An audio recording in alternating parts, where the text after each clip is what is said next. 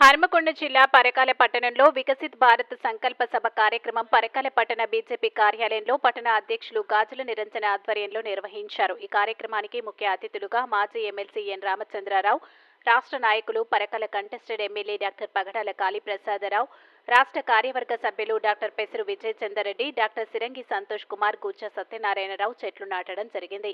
BJP రాష్ట్ర నాయకులు మాజీ ఎమ్మెల్సీ ఎన్ రామచంద్రరావు మాట్లాడుతూ గత 11 సంవత్సరాలలో సేవా, సుపరిపాలన మరియు పేదల సంక్షేమ మార్గంలో ప్రధాని నరేంద్ర మోడీ ఆది నాయకత్వంతో భారత్ ప్రతి సవాల్కు ఎదుర్కొంది. మన సైనికులు సాహసంతో సరిహద్దులు సురక్షితంగా ఉన్నాయి. 140 కోట్ల భారతీయులు ఆశయంగా మారింది. ప్రధానమంత్రి మోదీ నాయకత్వంలో భారత రక్షణ ఎగుమతులు 34 రెట్లు పెరిగి 23,622 కోట్లకు చేరాయి.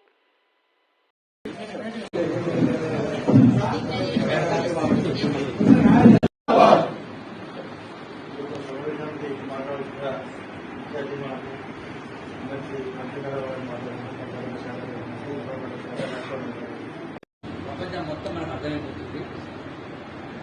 అయినను ఎందుకంటే కొన్ని పార్టీలు చెప్పి అబద్దాలు చెప్పి అబద్దాల పునాదుల మీద అధికారం వచ్చిన పార్టీ కాంగ్రెస్ పార్టీ. మనము చేసి అభివృద్ధి చేసి చెప్పుకోలేక కొంచెం మాట వెనుకబడ మాత్రం నిజం సార్. దాన్ని గుర్తించింది రాష్ట్ర నాయకత్వం, కేంద్ర నాయకత్వం. సో మనం కూడా ఈ అధికారం రావాలంటే ఇంతసేపు మనము జాతీయవాదం చెప్పుకుంటూ మన గత ప్రభుత్వం 11 ఏళ్లుగా మోడీ, అమిత్ షా గారి ఆధ్వర్యంలో కూడా ఏమేమి విజయాలు సాధించిందో మరొక్కసారి పెద్దలు చెప్తారు. దాన్ని మన కర్తవ్యం ఏంటంటే నేను మొన్ననే చెప్పాను, ప్రతిరోజు మనం చేయవలసింది ఏమి లేదు. మోడీ, అమిత్ షా గారు రోజు మనకు భారతీయ జనతా పార్టీలో మనం గర్వపడాలి. భారతీయ జనతా పార్టీ ఉన్నందుకు నిజంగా మన ఛాతి ఉంటుంది. అలాంటి గొప్ప పార్టీలో మనం ఉన్నందుకు దయచేసి మీరందరూ వారు చెప్పిన విషయాలన్నీ కేవలం రోజుకు 1 గంట మాత్రమే స్థానిక సంస్థలు ఎన్నుకోవచ్చు, శాసనసభలు ఎన్నుకోవచ్చు. రోజుకు 5 కుటుంబాలు 6 కుటుంబాలకు గంట సేపు పోయి బిఫోర్ బీజేపీ, ఆఫ్టర్ బీజేపీ ఏం జరిగిందో మనం ప్రజలకు వివరిస్తే మీరు వద్దన్న మనం ఓటేసారి అడిగిన సత్యనారాయణ గారు చెప్పారు. దయచేసి దాని వరకు మన కార్యోన్ముఖం కావాలి. ప్రజలను చైతన్యపరిచే బాధ్యత మనది. వికసిత్ సంకల్ప సభ మన పరకాల్లో పెట్టుకుని మన మోడీ గారి 11 ఏళ్ల పాలనను ప్రజలకు వివరించడానికి ముఖ్య అతిథిగా రామచంద్రరావు గారు వచ్చారు. వారికి విషయం పరిజ్ఞానం ఫ్రమ్ రూరల్ విలేజ్ నుంచి మొదలు పెడితే మొన్నటికి జరిగినటువంటి ఆపరేషన్ సింధూర్ వారు ఏ రంగంలో చూసినా కూడా రోడ్డు మీద పోతే కూర్చుంటే ఆడ కూరగాయల దగ్గరికి పోతే కూడా ఆయన సెల్లో ఫోన్ పే చేయండి, స్కానర్ పెడుతుంది.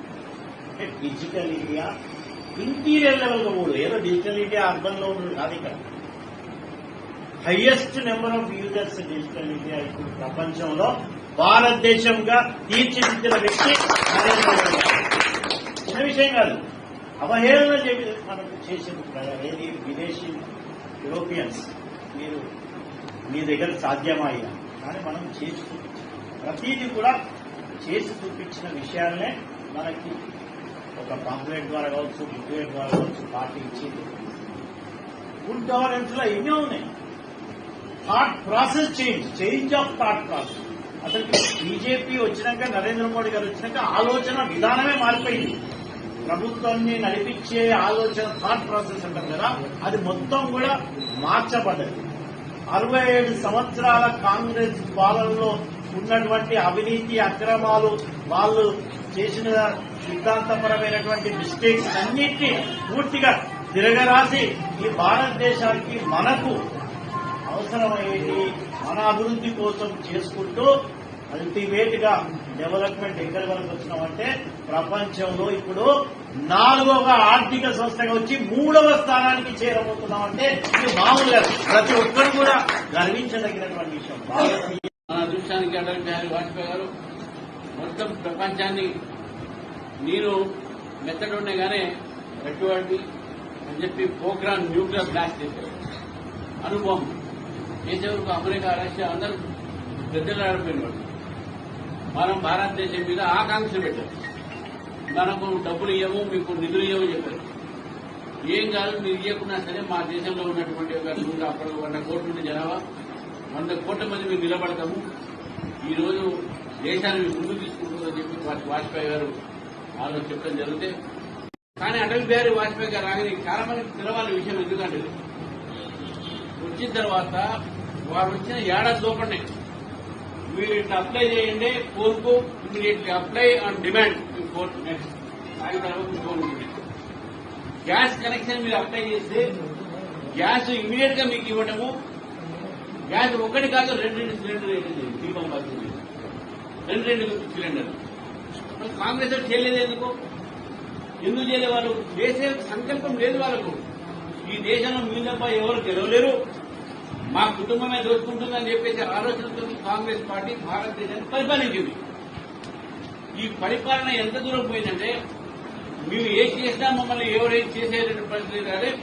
రేపు 25 జూన్కు వచ్చేటటువంటి రోజుల్లో ఆ రోజు ఎందుకు కూడా మనం గుర్తుపెట్టుకోవాలి. ఈ దేశంలో మన రాజ్యాంగాన్ని కాలరాసి రాజ్యాంగాన్ని తొక్కి మనందరినీ జైల్లో పెట్టి ఆ రోజు కార్యకర్తలందరినీ కూడా, నాయకులందరినీ కూడా ఈ దేశంలో రాజ్యాంగం లేకుండా చేసేటువంటి పని ఇందిరాగాంధీ గారు చేశారు. ఎందుకంటే అధికారం కోల్పోయింది కాబట్టి, కోర్టు చేయబట్టి, కోర్టును కూడా ధిక్కరించి ఆ రోజు ఆమె పదవిని పెంచుకునే ప్రయత్నం 5 సంవత్సరాలు కదా 6 సంవత్సరాలు చేసే ప్రయత్నం చేసింది. ఎలక్షన్స్ రద్దు చేసే ప్రయత్నం చేసింది. అన్ని ఒక రాజ్యాంగ సంస్థల్ని కూడా నిర్వీర్యం చేసింది. అటువంటి పరిస్థితుల నుంచి భారతదేశం మన అటల్ బిహారీ వాజ్పేయి గారి చేతికి వచ్చినప్పుడే దేశం మన ఒకసారి ప్రజాస్వామ్య ఒక మార్గంలో ఉండి అభివృద్ధి మార్గంలో చేయడం జరిగింది. సరే, దురదృష్టవశాత్తు ఆ వాజ్పేయి గారు 6 సంవత్సరాలు ఓడిపోయిన తర్వాత మళ్ళీ మన్మోహన్ సింగ్ గారి ప్రభుత్వం యూపీఏ 1, యూపీఏ 2. మీరు ఈ యూపీఏ 1, యూపీఏ 2 ఈ 10 సంవత్సరాల్లో బహుశా ప్రపంచంలో కూడా ఎక్కడ కూడా స్కామ్లు కాలేదు. స్కామ్లు అన్నాయని రాజీవ్ గాంధీ ప్రధానమంత్రి ఉన్నప్పుడు అప్పుడు ఒక బోఫర్ స్కామ్ అయింది. అందరికి కొంతమందికి ఆ పేరు ఇరుంటారు, బోఫర్స్. దాంట్లో జరిగినటువంటి అవినీతి 80 కోట్లు మాత్రమే. 80 కోట్లు మాత్రమే. కానీ యూపీఏ 2 వచ్చినప్పుడు మన్మోహన్ సింగ్ గారు ప్రధానమంత్రి ఉన్నప్పుడు ఒక్కొక్క స్కామ్ కొన్ని వేల కోట్లు. కామన్వెల్త్ గేమ్స్ స్కామ్ 2000 కోట్లు, హెలికాప్టర్ అగస్టా హెలికాప్టర్ స్కామ్ 5000 కోట్లు, 2G స్కామ్ 10,000 కోట్లు. ఇట్లా పోతే లక్షల కోట్ల అవినీతి జరిగింది. ఏదంటే అది కాంగ్రెస్ యూపీఏ ప్రభుత్వం జరిగింది. ఈ యొక్క భారతదేశం యొక్క అభివృద్ధి ఆగిపోయిందనే ఆలోచనతోని మనం ఆ రోజు మనం ప్రజల ముందు పోతే నరేంద్ర మోదీ గారిని వారు మొట్టమొదటిసారిగా ప్రధానమంత్రిగా ఎన్నుకోవడం జరిగింది. అప్పటి నుంచి ఇప్పటిదాకా భారతదేశంలో స్వర్ణ యుగం అంటే అటల్ బిహారీ వాజ్పేయి తర్వాత మళ్లీ నరేంద్ర మోదీ గారి యుగం అని చెప్పి చెప్పాలి.